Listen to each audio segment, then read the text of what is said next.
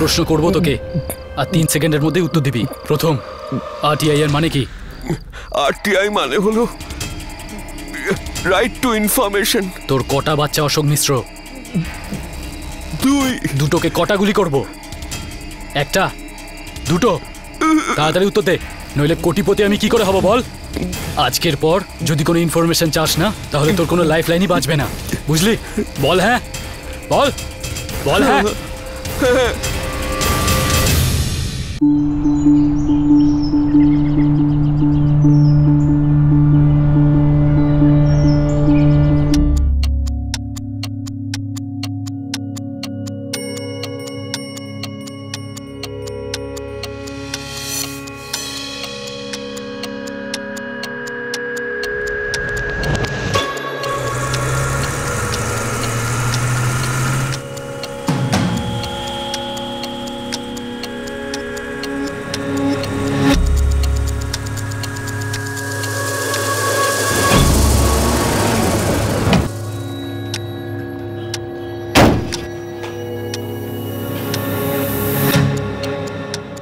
চতুর্বেদী বাবু, এই লোকটা তো সব ইনফরমেশন পাওয়ার জন্য চেষ্টা করছে। কিরকম ইনফরমেশন অবস্থি? আরে সবকিছুরই, গ্রামের রাস্তা, বিদ্যুতের পোল, সবকিছুই পুরো ডিটেলস চাইছে। ডক্টর ওম প্রকাশ তিওয়ারি হিরোগিরি করার খুব শখ হয়েছে। এও অশোক মিশ্রর পথেই হাঁটছে দেখছি। আপনি তো জানেনই চতুর্বেদী বাবু যে এই আরটিআই অ্যাপ্লিকেশনের জবাব আমাকে দিতেই হবে। তাহলে দিয়ে দিন না। কি বলছেন কি আপনি? এর জবাব দেওয়ার মানে হচ্ছে নিজের জীবনের ঝুঁকি নেওয়ার সমান হয়ে দাঁড়াবে। ও তো কোর্ট অবধি যাবে। আপনি তো জানেনই পেপারে যেটা হয় সেটা গ্রাউন্ডে হয় না। এর জন্য আঙুল আপনার দিকেই উঠবে। ভগবান গৌতম বুদ্ধের সময় একজন লুণ্ঠনকারী ছিল, নাম ছিল অঙ্গুলিমাল। লোকেদের আঙ্গুল কেটে মালা বানাতো আর গলায় পরে ঘুরে বেড়াতো। কি বুঝলেন?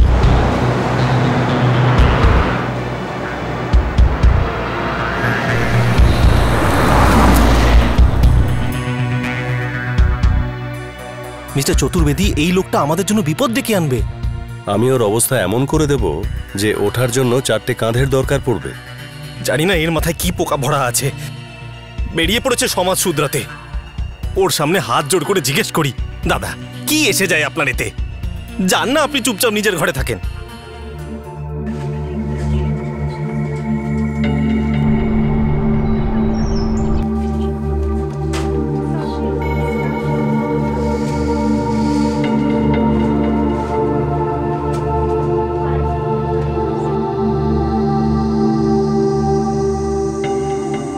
ডাক্তারবাবু, আমাদের আরটিআই এর অ্যাপ্লিকেশনের উত্তর এসে গেছে। পরে পড়ছি, হাইলাইটসগুলো বলো কি কি আছে। স্যার, এটা অনুযায়ী 3টে চেক ড্যাম তৈরি হয়েছে, 50টা ইলেকট্রিকের পোল বসানো হয়েছে, আর 60টা রাস্তাতে কংক্রিট ফেলা হয়েছে। আর জনতার চোখে ধুলো দেওয়া হয়েছে। প্রতিটা সরকারি প্রজেক্টের জন্য লক্ষ লক্ষ কোটি কোটি টাকা আসে। সব টাকা যায় এদের পকেটে। দেখি,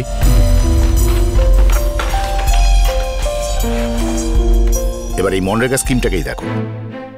এটা একটা সরকারের ডেইলি মজুরির গ্যারান্টি যোজনা।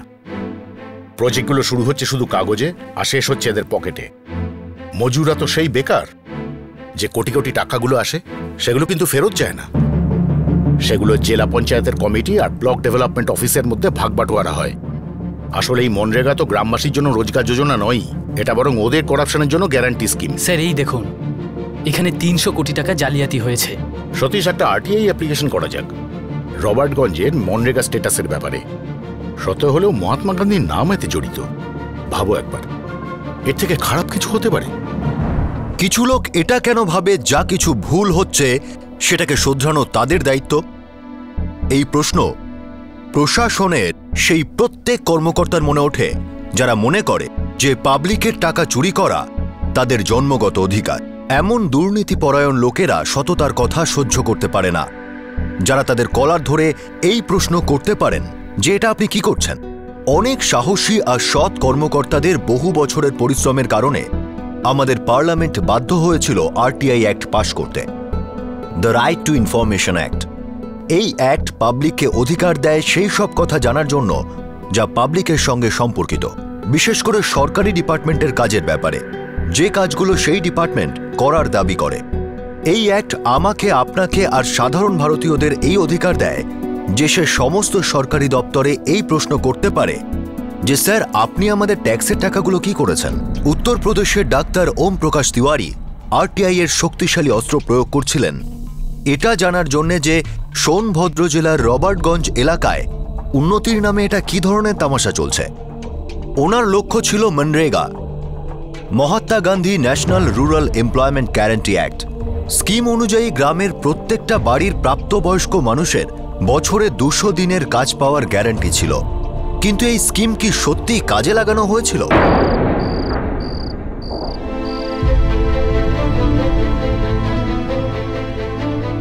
আমার কাছে রবার্টগঞ্জের প্রত্যেক অধিবাসীর ডিটেইল আছে যারা রোজগারের যোগ্য। এটা এই জন্য যে আমি প্রত্যেকটা মানুষের রেশন কার্ড আর বিপিএল কার্ডের জন্য সাহায্য করেছিলাম। এতেও জেলা পঞ্চায়েত কমিটি আর ব্লক ডেভেলপমেন্ট অফিস প্রচুর বাধা দিয়েছিল। আপাতত আমি জানতে চাই এই মনরেগা স্কিমের আন্ডারে কতজন গ্রামবাসী উপকৃত হয়েছে। আর যতদূর আমি জানি একজন গ্রামবাসীও এই স্কিম থেকে কাজ পায়নি, না পেয়েছে মজুরি। কিন্তু রেকর্ড অনুসারে রবার্টগঞ্জে এই স্কিমটা অ্যালার্ট হয়েছে। কিভাবে? 10টা বেজে গেছে, তোমার কাজ কখন শেষ হবে? আর একটু বাকি। আমি কিন্তু 15 মিনিট পরে লাইট নিভিয়ে দেব, বলে দিচ্ছি তোমায়। এরকম করো না, দরকারি একটা কাজ করছি আমি। 4টের সময় ওঠো তুমি? হ্যাঁ, সারা রাত ঘুমো না, সারা দিন শুধু কাজই করে যাও। শান্তি, আমাকে এই চিঠিটা কমপ্লিট করতে হবে। যেন আমি না বললেই তুমি থেমে যাবে। করো তোমার কাজ।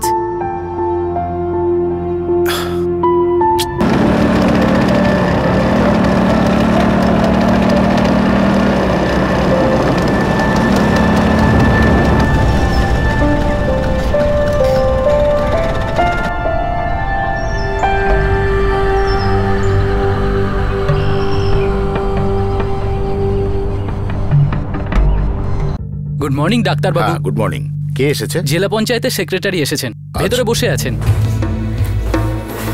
নমস্কার ডাক্তারবাবু। নমস্কার। কি ব্যাপার সেক্রেটারি বাবু, দুশ্চিন্তাগ্রস্ত দেখাচ্ছে? কোথাও গ্যাস আর বদহজম একসাথে হয়ে যায়নি তো? এত খান তবু ঢেকুরও তোলেন না। আসলে একলা একলাই খেতে হয় তো ডাক্তারবাবু। কিছুটা আপনিও যদি আমাদের সঙ্গে ভাগ করে খান তো 2 কোটিতে পেট ভরে যাবে না? কবে আর কখন পাঠাবো বলুন? বলবো? তাহলে শুনুন চতুর্বেদী বাবু, আমাকে যে ঘুষ খাবার কথা বলছেন সেটা আমার খারাপ লাগেনি, একদমই লাগেনি। এই নোংরা একেবারে ওপর পর্যন্ত আছে, আর আপনি হলেন তার একটা ছোট্ট ছোট্ট অংশ। আপনারা শুধু ঘুষই খাচ্ছেন না, গ্রামের ভবিষ্যৎটাকে খাচ্ছেন। এই মনরেগা স্কিম রবার্টগঞ্জের ভবিষ্যৎটাকে বদলে দিতে পারে। শুধু আমাদের রবার্টগঞ্জ কেন ডাক্তারবাবু, পুরো জেলার অবস্থা ফিরে যেতে পারে, পুরো ইউপির, পুরো ভারতবর্ষের। কিন্তু এই স্কিম ভারতবর্ষে লাগু হচ্ছে না, আর দেশ এভাবে চলে না। আর না আপনার মতো আরটিআই রাজা হরিশ্চন্দ্রের কারণে চলে। দেশ চলে একটা যুগলবন্দির ফলে, ভোট আর নোট। যখন এই দুটো মিলে দাদা থই থই করে তখন চলে দেশ। আপনি দেশের নয় সরকারের কথা বলছেন। একই ব্যাপার, সরকার আছে তো দেশ আছে। সরকারকে বাঁচিয়ে রাখার জন্য ফান্ডের দরকার হয়, আর এই ফান্ড যে আসে না ওটা এই স্কিম থেকেই আসে, আর তাতে পাবলিকও খুবই খুশি থাকে। আর যার বিজ্ঞাপন সরকার পুরো দেশটাকে দেখায়, তাই না? যত ছোট কাজ তার থেকে বড় বিজ্ঞাপন, এই কথাটা তো আপনি আর আমি খুব ভালো করে জানি। ফারাকটা এটাই যে আমরা বুঝতে পারি আর আপনি এড়িয়ে যান।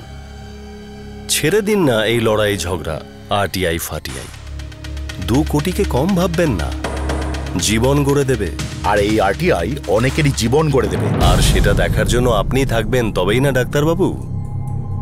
রবার্টগঞ্জের চৌরাস্তায় শহীদ ওমপ্রকাশ তিওয়ারির মূর্তি দাঁড় করিয়ে দেবে। আরেকটা কথা দিচ্ছি আপনাকে, মূর্তি খাঁটি পিতলের হবে, ওতে কোনো ভেজাল থাকবে না। পরে জানবেন ভূত হয়ে আরটিআই এর আবেদন করছেন। নমস্কার ডাক্তারবাবু।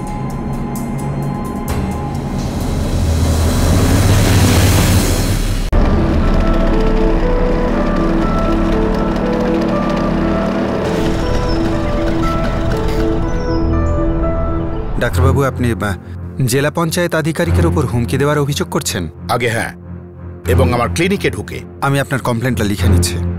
আপনার সুরক্ষার আবেদন আমি ডিএম স্যারের অফিসে পৌঁছে দেব। স্যাংশন হলেই আমি হাবিলদার পাঠিয়ে দেব। ইন্সপেক্টর, আমার নিজের প্রাণের মায়া নেই, কিন্তু ওই লোকটা যা কিছু করছে সেটা ক্রিমিনাল। আমি বুঝতে পারছি স্যার, কিন্তু পুরো ব্যাপারটা আপনি যেটা বলছেন সেটা সবই আপনার ক্লিনিকের ভেতরে হয়েছে। কোনো ভাঙচুর হয়নি, কোনো রেকর্ডিং নেই, কোনো সাক্ষীও নেই। আমি প্রশ্ন করব, কিন্তু উনি তো সব অস্বীকার করবেন। আসলে জোর করে তো কোনো চার্জশিট ফাইল করা যায় না স্যার। ডাক্তারবাবু, আপনি আমাদের এলাকার মানুষের অনেক উপকার করেছেন। আমি জানি, আমি আপনাকে যথেষ্ট শ্রদ্ধাও করি। আমি আপনাকে রক্ষা করব, আর এই লড়াইয়ে আপনার পাশে সবসময় আছি আমি। ইন্সপেক্টর, যদি সাহায্য করতেই চান তাহলে জনতার পয়সায় এরকম ছিনিমিনি খেলাকে বন্ধ করুন। সরকারি স্কিমগুলোকে তাদের কাছে পৌঁছাতে সাহায্য করুন।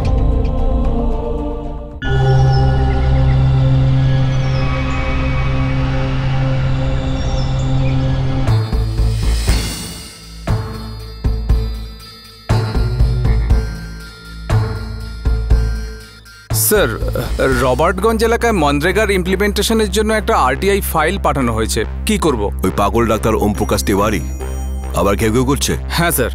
কি জবাব দেবো? কোনো জবাব দিতে হবে না, যা করার করুক। এই পুরো দোষটা সরকারের, যারা আরটিআই পাস করেছে। এই আরটিআই আমাদের পেটে লাথি মেরেছে। আমাদের আরটিআই অ্যাপ্লিকেশনে জবাব দিচ্ছে না? ভালো কথা। তাহলে এই মনরেগা ওয়েবসাইট থেকেই জানা যাবে কতটা সত্যি আর কতটা মিথ্যে।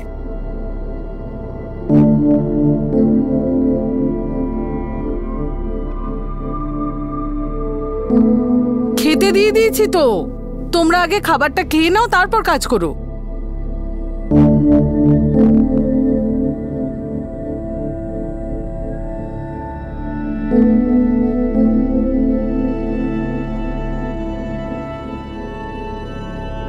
কাজ তো এইবার শুরু হবে শান্তি। এ দেখো, মনরেগা স্কিম অনুযায়ী আমাদের গ্রামে 40 জন লোক কাজ পাবে, আর তাও বছরে 200 দিন। কিন্তু পাচ্ছে অন্য কেউ। এর মধ্যে খারাপ কি আছে? কারণ মৃত মানুষ কখনো রোজগার করতে পারে না। কি? হ্যাঁ, এই 40 জন লোকের মধ্যে কেউই বেঁচে নেই। আর স্যার, অনেক কাজের লোকজন তো সবে পৃথিবীতে এসেছে।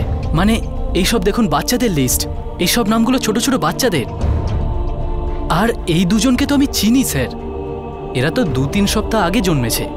বুঝলে শান্তি, জেলা পঞ্চায়েত কমিটি আর ব্লক ডেভেলপমেন্ট অফিস এই স্কিমের পুরো টাকাটাই আত্মসাৎ করছে, আর এই জন্যই আমাদের আরটিআই এ জবাব দিচ্ছে না। কিন্তু আমি চুপ করে থাকবো না, লড়বো।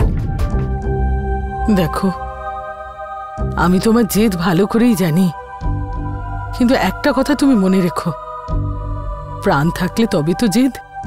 আর আমি কিছুতেই চাই না যে তুমি শুধু শুধু কোনো বিপদ ডেকে আনো। দেখো শান্তি, আমাদের একটাই তো মেয়ে, আর সেও বিয়ে হয়ে সেটেলড। আর তাছাড়া আমার প্র্যাকটিসও ভালোই চলছে এখন। তোমার বাকি জীবনটা আরামেই কেটে যাবে আমার এই সেভিংসে। কি বলতে চাইছো তুমি? এটাই যে যদি আমার কিছু হয়ে যায় তাহলে হোক, কিন্তু ওদের নোংরামিগুলো তো সামনে আসবে। যদি আমার মৃত্যুতে গ্রামবাসীদের উন্নতি হয়, তাদের ভবিষ্যৎ গড়ে ওঠে, তাহলে সেই মৃত্যুতে আমার কোনো আপত্তি নেই।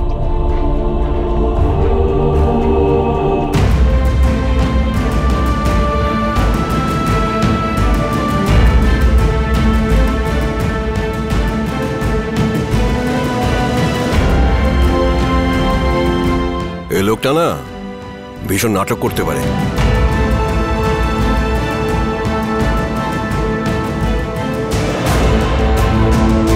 আরে অনশন করবি তো কর, তা বলে একেবারে অফিসের বাইরে? আপনাকে তো আমি আগেই বলেছিলাম শেষ করে দিচ্ছি, কিন্তু আপনি তো কোনো কথাই শুনলেন না। আরে না না মিস্টার চতুর্বেদী, ও যদি মরে যায় চারিদিকে আগুন লেগে যাবে। আর যদি বেঁচে থাকে না, তো আমাদের পিছনে আগুন লাগিয়ে দেবে। ডাক্তার ওম প্রকাশ তিওয়ারির অনশনের কারণে রাজ্য প্রশাসন সোনভদ্র জেলায় চলতে থাকা মনরেগা কেলেঙ্কারির এনকোয়ারি করতে বাধ্য হল। রাজ্যের কোয়ালিটি কন্ট্রোল অফিসারকে এনকোয়ারি কমিশনের প্রধান নিযুক্ত করা হলো। আর এনকোয়ারির ফলে জানা গেল এই কেলেঙ্কারির অনেক সত্যি।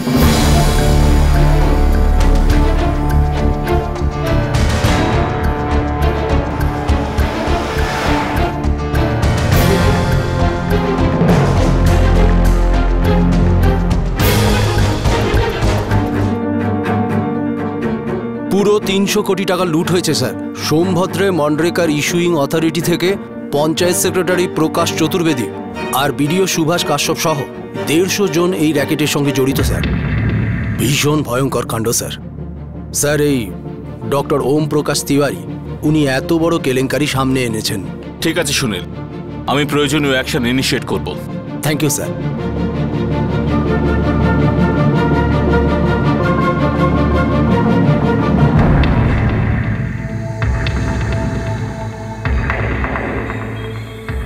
ডক্টর ওম প্রকাশ তিওয়ারি, আপনি তো মৌমাছির চাকে হাত ঢোকাচ্ছেন। স্যার, ওই চাকে কোনো মধুই নেই, মানুষের রক্ত চুষে ওতে ভর্তি করা হয়েছে। আর এ তো আমার লড়াইয়ে সবে শুরু স্যার। আপনি দেখে নেবেন কত রাঘব বোয়াল সামনে আসবে। যেমনটা প্রকাশ চতুর্বেদী, রবার্টগঞ্জ জেলা পঞ্চায়েত সমিতির সচিব, ওনার উপরেই মনরেগা ইমপ্লিমেন্ট করার দায়িত্ব। কিন্তু স্যার, উনি তো তার যোগ্যই নন, ক্লাস 5 ফেল। দেখুন এই ফাইলটা দেখুন স্যার। আরটিআই থেকে জানতে পারলাম উনি প্রত্যেকটা জাল সার্টিফিকেট দিয়েছেন নিজের কোয়ালিফিকেশন দেখাবার জন্য। আর এই জালিয়াতিতে বড় বড় অফিসাররাও জড়িত। দেখুন ডক্টর, আমি তো কড়া ব্যবস্থার অর্ডার পাস করে দেব, কিন্তু সত্যি তাতে কোনো লাভ হবে না। আপনি কি আমাকে বোঝাচ্ছেন, না হুমকি দিচ্ছেন, নাকি আপনিও আমাকে ঘুষ নেবার জন্য অনুরোধ করছেন? আপনার কি মনে হয়? আমি তো শুধু এইটুকুই চাই যে কথাটা আমি ভাবছি আপনি শুধু সেটাকেই মাথায় রেখে ওদের ওপর কড়া পদক্ষেপ নিন। সেটা তো আমি নেবই, কিছু লোকের ঘুম নষ্ট হবে, কিন্তু আমাকে বিশ্বাস করুন আপনার ঘুমটাও নষ্ট হবে। আপনার মতো পজিশনের লোকের কাছ থেকে এই কথা শুনবো বলে আশা করিনি স্যার। পজিশন? আপনার কি মনে হয় আইএস হলে, ডিএম হলে করাপশনকে আটকানো যায়? No doctor, no. আমরা শুধু ট্রাফিক হাবিলদার, যারা করাপশনের বড় বড় ট্যাঙ্কার ট্রাকগুলোকে আগে যেতে দিই, আর তারপরে আপনাদের মতো ছোট ছোট সততা টু হুইলারগুলোকে কিছু সময়ের জন্য সবুজ ঝান্ডা দেখিয়ে দিই। কিন্তু ট্রাফিক হাবিলদার কি হাইওয়েতে অ্যাক্সিডেন্টকে আটকাতে পারে? না। প্রায়শই বড় বড় গাড়ির নিচে কত লোক পিষে মরে যায় রাস্তাতে, কিন্তু আপনি যে রাস্তায় হাঁটছেন ডক্টর ওম প্রকাশ তিওয়ারি, সেটাতে আপনার জন্য পার্মানেন্ট রেড সিগন্যাল রয়েছে। আমি নিজের তরফ থেকে অ্যাকশন নিতে শুরু করব ডক্টর, কিন্তু মনে রাখবেন পরবর্তী রিয়াকশন কন্ট্রোল করতে পারবো না।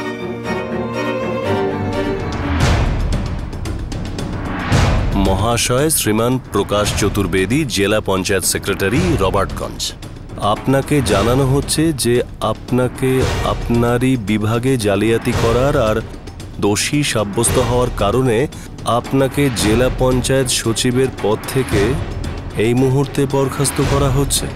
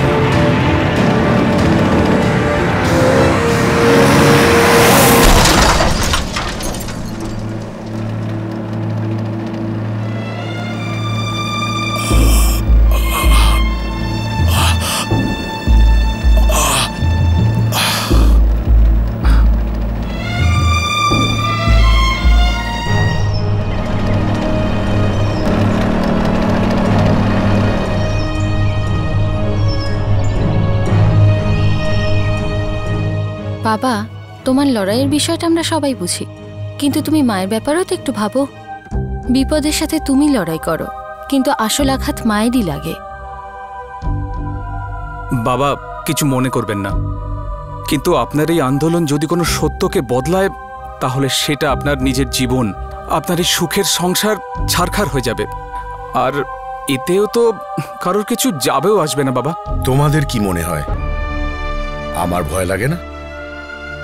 আমারও ভয় লাগে। হতে পারে শান্তির মতো নয়, কিন্তু লাগে তো ঠিকই।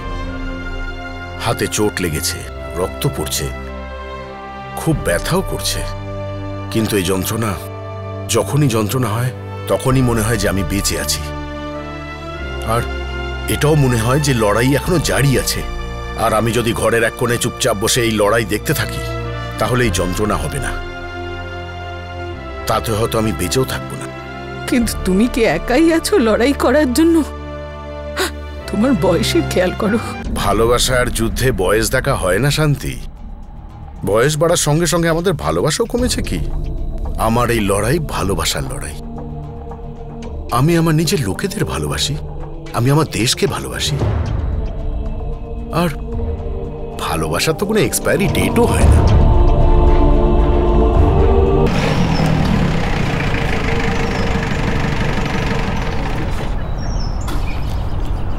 ইন্সপেক্টর সাহেব, এই বিষয়টা একদম পরিষ্কার।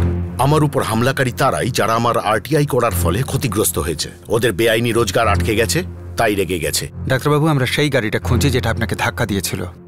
যদি কোনো সূত্র দিতে পারেন তো ভালো হয়। গাড়িটা আমার পেছন থেকে ধাক্কা মেরেছিল। আমি সেই অবস্থাতে ছিলামই না যাতে কোনো ডিটেলস নোট করতে পারি। ঠিক আছে ডাক্তারবাবু, আশা করছি ওই গাড়িটাকে আমরা খুঁজে পাবো। আপনি তো গাড়ির মালিক আর ড্রাইভারকে অ্যারেস্ট করবেন। তারা বলবে ভুল করে অ্যাক্সিডেন্ট হয়ে গেছে, শাস্তিও হয়ে যাবে, কেস ক্লোজড। আর দুর্নীতির কেস, সেটা কোনোদিনও বন্ধ হবে না।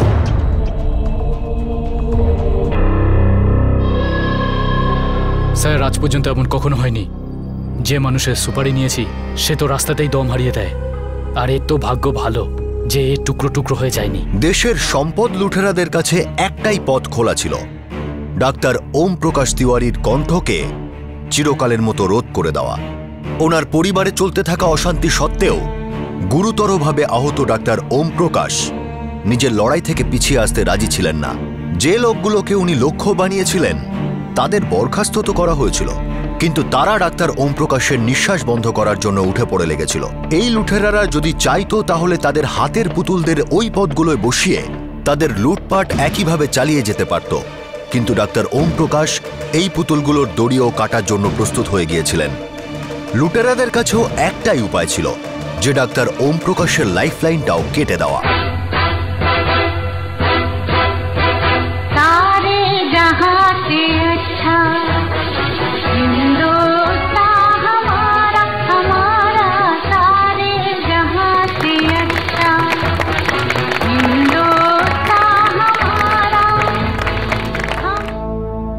বাচ্চারা, আমি জানি যে ভাষণ শোনা খুব বোরিং ব্যাপার। আমি যখন তোমাদের মতো এত ছোট ছিলাম তখন তো অনেকবার ভাষণ শুনতে শুনতে দাঁড়িয়ে দাঁড়িয়ে ঘুমিয়ে পড়তাম। কিন্তু এখন আমাদের ঘুম নয়, জাগতে হবে, আর জাগাতে হবে দেশকে। তোমরা জিজ্ঞেস করবে কিভাবে, আমরা কিভাবে জাগাতে পারি? জাগাতে পারবে। শুরু করতে হবে নিজের বাড়ি থেকে, নিজের বাবা মাকে একটা সহজ প্রশ্ন জিজ্ঞেস করে। যখনই বাবা মা তোমার জন্য কোনো জিনিস কিনে আনবে, গিফট কিনে আনবে, তাদের জিজ্ঞাসা করো, মা, বাবা, তুমি যে এই জিনিসটা আমার জন্য কিনে এনেছো, এটা কি তোমার সৎ পথে রোজগার করা টাকা দিয়ে কেনা?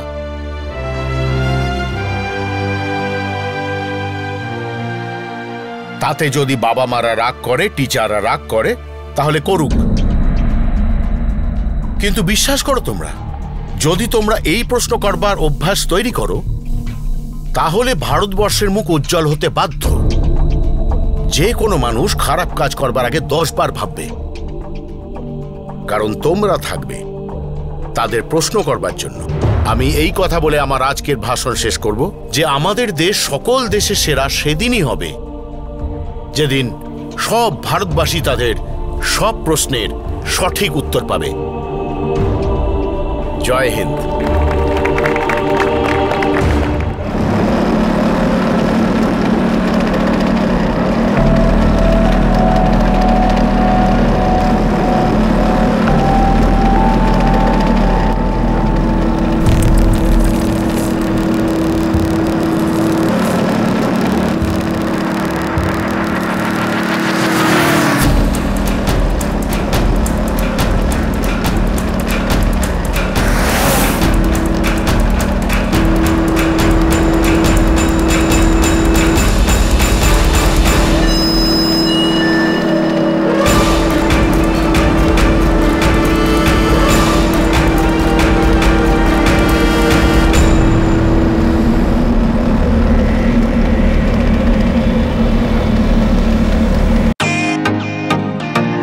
Welcome to Beaten World.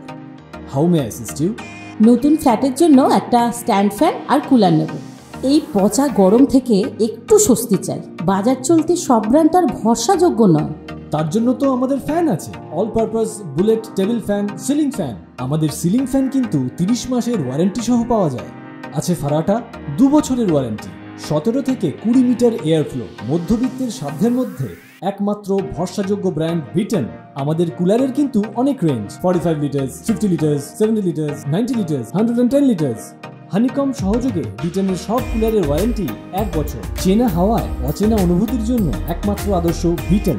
গরমে স্বস্তি পেতে বিটেনের ফ্যান হোক বা কুলার, আজই আনুন বাড়িতে। Beaten, digitally yours.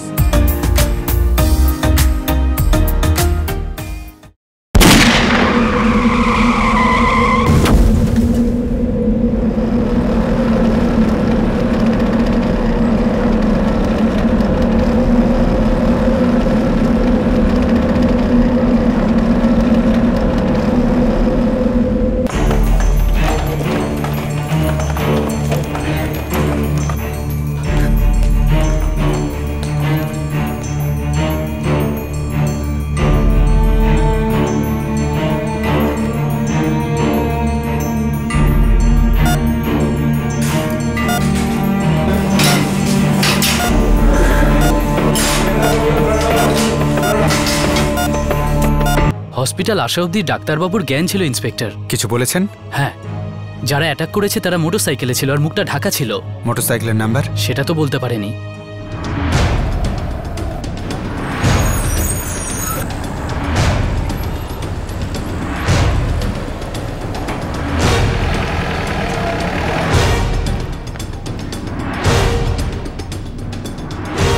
চল চল।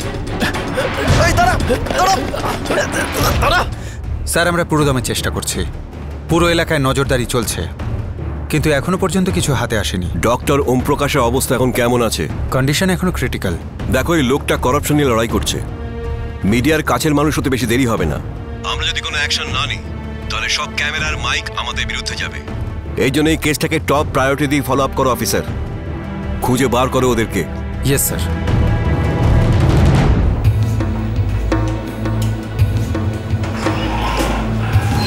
ডক্টর ওম প্রকাশ তিওয়ারি কিছুদিন আগেই আপনাদের বিরুদ্ধে একটা কমপ্লেন লিখিয়েছিলেন। আমার বিরুদ্ধে? আমি কি করলাম? আপনি ওনাকে প্রাণে মারার হুমকি দিয়েছিলেন। দেখুন ইন্সপেক্টর সাহেব, আমার আর ডাক্তারবাবুর মধ্যে যে বনিবনা হতো না এটা আমি মানছি, কিন্তু এই হুমকির ব্যাপারটা একদম মিথ্যে। কোথাও একটা ভুল হচ্ছে। দেখুন, ডাক্তারবাবুর শত্রুদের লিস্টটা কিন্তু অনেক বড়। আমরা দুজন ছাড়াও 100 জনের বেশি লোকের চাকরি খেয়েছেন উনি। আর যখন চাকরি চলে যায় না, অনেক কষ্ট হয় সাহেব। যে কেউ 2 পয়সা দিয়ে গুন্ডা ভাড়া করে নিজের মনের রাগ মেটাতেই পারে। তাই হয়েছে হয়তো, কেউ গুলি চালিয়ে দিয়েছে আর ডাক্তারবাবু মরে গেছে। উনি এখনো বেঁচে আছেন। যাকে রাখে হরি তাকে মারে কে। ভাগ্যে যখন ওনার দীর্ঘ জীবন লেখাই আছে তখন সেটাকে ভোগ করেই তো যাবেন ডাক্তারবাবু। এমনিতে মানুষটা ভালো। দেখুন, খারাপ তো আমরাও না, মানছি আমরা একটু ছোটখাটো ঘুষ খাই, কিন্তু কাউকে প্রাণে মারার পাপ আমরা করব না। সরকারি স্তরে চলতে থাকা দুর্নীতি আর জালিয়াতির বিরুদ্ধে লড়তে থাকা সাধারণ মানুষের উপর আক্রমণ এখন বেশ সাধারণ ব্যাপার। এই সব ঘটনা স্বাধীনতার আগেও হতো, কিন্তু তখন সেই সাধারণ মানুষদের ফ্রিডম ফাইটার বলা হতো। কিন্তু স্বাধীনতার পরে সত্য আর সততার মশালধারীদের সুপারি কিলিং এর সাহায্যে শেষ করে দেওয়া হচ্ছিল। সরকারি গালিচার নিচে যারা নিজেদের দুষ্কর্ম চাপা দেয়, আরটিআই অ্যাক্ট তাদের সর্বনাশ করে দেয়। এই অ্যাক্ট তাদের দুর্নীতিকে প্রকাশ্যে নিয়ে আসে, তাদের অনেক প্রশ্নের উত্তর দিতে বাধ্য করে, আর সেটাও পাবলিক আর মিডিয়ার সামনে। আরটিআই অ্যাক্টের ব্যবহার করে সত্যিকে তুলে ধরতে গিয়ে অনেক সৎ সৈনিক শহীদ হয়েছেন। আর এবার পালা ছিল ডাক্তার ওম প্রকাশের। তার উপর দ্বিতীয়বার প্রাণঘাতী আক্রমণ হলো, কিন্তু ভাগ্য তার কবচ হয়ে তাকে রক্ষা করল। ডাক্তারবাবু, উনি কেমন আছেন? He is a fighter. Doctor Om Prakash বেঁচে যাবেন, আপনারা চিন্তা করবেন না। গুলির নিশানে ব্রেন ছিল, কিন্তু ভাগ্য বলো যে গুলি একেবারে কান ছুঁয়ে বেরিয়ে গেছে। আমরা কি বাবার সাথে কথা বলতে পারি? হ্যাঁ, অবশ্যই কথা বলতে পারেন।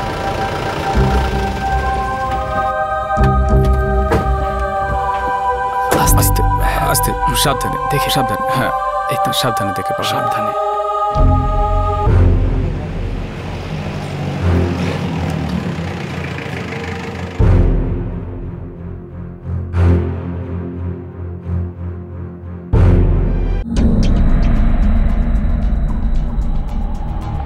2জন কনস্টেবল প্রত্যেক শিফটে। ডাক্তারবাবুকে 24 ঘন্টা সুরক্ষা দিতে হবে। আমরা খুনি, রেপিস্ট যারা স্ক্যাম করেছে কাদের আমরা সুরক্ষা দিইনি। এই মানুষটা ভালো কিছু করতে চান, কিছু বদলাতে চান, এনার সুরক্ষা আমাদের দেখতেই হবে। আস্তে আস্তে শুয়ে পড়ো।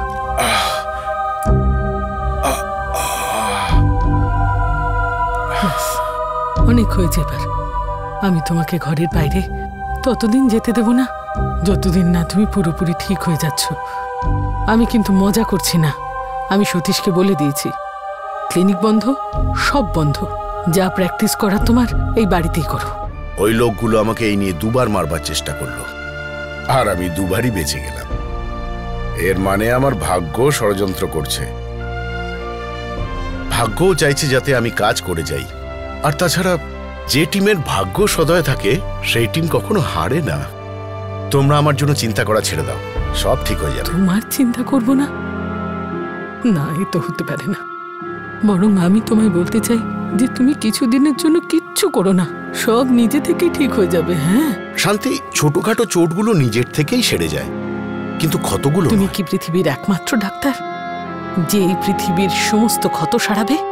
হ্যাঁ, তুমি কি ওষুধ ওদেরই দেবে যারা তোমার উপর বন্দুক উঠিয়েছে? বাবা, এই লড়াইয়ে আপনি একেবারে একা, এটা আপনি দেখতে পাচ্ছেন না? আমাদের বাড়ি যাতে সুন্দর লাগে সেই জন্য রোজই পরিষ্কার করতে হয়। মা তার সন্তানদের যত্ন করে খাওয়ায় যাতে তাদের স্বাস্থ্য ভালো থাকে। সবাই নিজের নিজের কাজ করে চলে।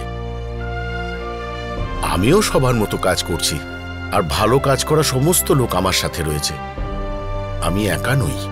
বাবা, তোমার আর ওদের মধ্যে তফাৎ আছে। ওরা যা করে তা ওদের রক্তের সম্পর্কের জন্য, নিজের পরিবারের জন্য। আমি জানি যে তুমি কি বলবে, যে গ্রাম শহর দেশ এই সবই আমাদের বাড়ির মতো। কিন্তু বাবা, ব্যাপারটা তা নয়। আর কাল যদি তোমার কিছু হয়ে যায় তাতে ক্ষতিটা আমাদের হবে, দেশের হবে না। কিন্তু বাবা, স্বাধীনতার লড়াই আলাদা ছিল, তখন আমরা গোলাম ছিলাম। আজও কি আমরা স্বাধীন? আজও আমরা গোলাম সেই মানসিকতার যে সবকিছু ঠিক আছে। আমরা গোলাম সেই মানসিকতার যে কি যায় আসে। আমরা গোলাম সেই ভয়ের যে জীবনকে কেন বিপন্ন করব। আমরা গোলাম দুর্নীতির, গোলাম দুর্নীতিগ্রস্ত মানুষদের। অভিষেক, স্বাধীনতার সবচেয়ে বেশি প্রয়োজন আমাদের আজকের দিনে। আর স্বাধীনতা এমনি আসে না, তাকে অর্জন করতে হয় লড়াই করে।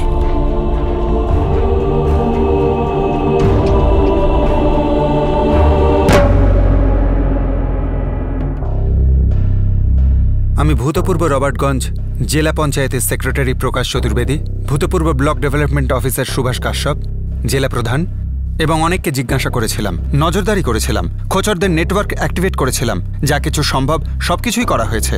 কিন্তু তা সত্ত্বেও ডক্টর ওমপ্রকাশ তিওয়ারির উপরে হওয়া হামলার বিষয়ে কোনো পোক্ত প্রমাণ আমরা পাইনি। তাই আমরা এই কেসটা ক্লোজ করছি এবং এই রিপোর্ট ফাইল করা হলো।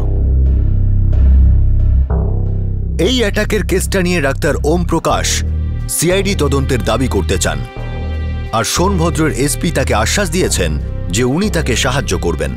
এই বিষয়ে ডাক্তার ওম প্রকাশ কেন্দ্র সরকারকে চিঠি লিখেছেন, যার উত্তর আসা বাকি। ডাক্তার ওম প্রকাশের লড়াইয়ের ফলে মনরেগা স্কিম কেলেঙ্কারির হাড়ি ভেঙে গেল। এর ফলে প্রকাশ চতুর্বেদী, সুভাষ কাশ্যপ সহ অনেক দুর্নীতিপরায়ণ অফিসার সাসপেন্ড বা ডিসমিস হয়েছেন। কিন্তু এই লুটেরাদের কি আইনের শাস্তি হবে, জেল হবে? রাইট টু ইনফরমেশন মানে তথ্যের অধিকার 2005 সালে আমাদের দেশে অনিবার্যভাবে নিয়োগ করা হয়। ভারত একটা গণতান্ত্রিক দেশ, এখানে জনগণই শেষ কথা। তাই এখানে মানুষের এটা জানার অধিকার আছে যে সরকার আর সরকারি বিভাগ তাদের জন্য কি করছে। প্রত্যেকে ট্যাক্স দেয়, আর নাগরিকের আরটিআই এর সাহায্যে এটা জানার অধিকার আছে যে সরকার তাদের টাকা কিভাবে খরচ করছে। Supreme court right two information অধিকারকে মৌলিক অধিকারের মধ্যে সংযুক্ত করেছে। এই আইনের ফলে সরকারি কাজে ট্রান্সপারেন্সি অনেক বেড়ে যায়, আর সরকারও জনতার কাছে উত্তর দিতে বাধ্য থাকে। আরটিআই আইনের কারণে শুধুমাত্র সরকার বা তার প্রতিনিধিরা জনতার কাছে উত্তর দিতে বাধ্য থাকে না, বরং সরকারি দপ্তরে চলতে থাকা দুর্নীতিকেও বন্ধ করা যায়। কিন্তু আরটিআই অ্যাক্টের ব্যবহারকারী নাগরিকদের প্রাণের সুরক্ষা কে দেবে? সরকার নাকি এই দেশের আইনি ব্যবস্থা? একটা সময় ছিল যখন ঘুষখোর শব্দটা একটা গালি ছিল, কিন্তু আজ করাপশন এতটাই ছড়িয়ে গেছে যে প্রতিটা সরকারি স্কিম যেন লুঠের ময়দান হয়ে দাঁড়িয়েছে। আমাদের দেশের একজন প্রাক্তন প্রধানমন্ত্রী একটা দুঃখজনক সত্যি কথা বলেছিলেন, যে জনতার মঙ্গলের জন্য দেওয়া প্রত্যেক 100 টাকায় মাত্র 15 টাকা সঠিকভাবে ব্যবহৃত হয়। আমাদের বর্তমান প্রধানমন্ত্রীও তার ভাষণে প্রত্যেকবার করাপশনকেই উন্নতির পথে সবচেয়ে বড় বাধা বলে থাকেন। সিএজি 2 দিন পরপরই বড় বড় স্ক্যামের কথা তুলে ধরে, ইনকোয়ারি কমিটি বসানো হয়, আর তারপর সবকিছু বসে যায়। আমাদের দেশে দুর্নীতিপরায়ণদের শাস্তি দেবার কারো কোনো তাড়া নেই, তাই দুর্নীতি করতে না কারো দেরি লাগে, না কেউ ভয় পায় বা লজ্জা বোধ করে। আর এই অবস্থায় যদি একটা বাচ্চা এই প্রশ্ন তোলে যে মা বাবা তোমরা যে আমাকে এত দামি জিনিস কিনে দিয়েছ, এত দারুণ একটা হলিডে আমরা এনজয় করলাম, বা আমার বার্থডে যেটা আমরা এত ধুমধাম করে পালন করলাম, এই সমস্ত কিছুতে খরচ হওয়া প্রত্যেকটা টাকা কি সৎপথে উপার্জন করা? এই কথাটা হয়তো অদ্ভুত লাগবে, কিন্তু আমরা কি স্কুল লেভেলে বাচ্চাদের সাথে আরটিআই অ্যাক্টের পরিচয় করাতে পারি? হয়তো বাচ্চাদের ইনোসেন্ট প্রশ্ন দুর্নীতিপরায়ণ লোকের মাথা হেট করে দেবে। হয়তো এইভাবে আমরা এমন একটা প্রজন্ম তৈরি করতে পারবো যারা কাউকে ভয় না পেয়ে, কোনো সংকোচ ছাড়া সবাই মিলে একত্রিত হয়ে দুর্নীতির বিরুদ্ধে প্রতিবাদ করতে পারবে, প্রশ্ন তুলতে পারবে। আপনাদের সাথে আবার দেখা হবে, ততক্ষণ নিজের খেয়াল রাখবেন, সুরক্ষিত থাকবেন। জয় হিন্দ।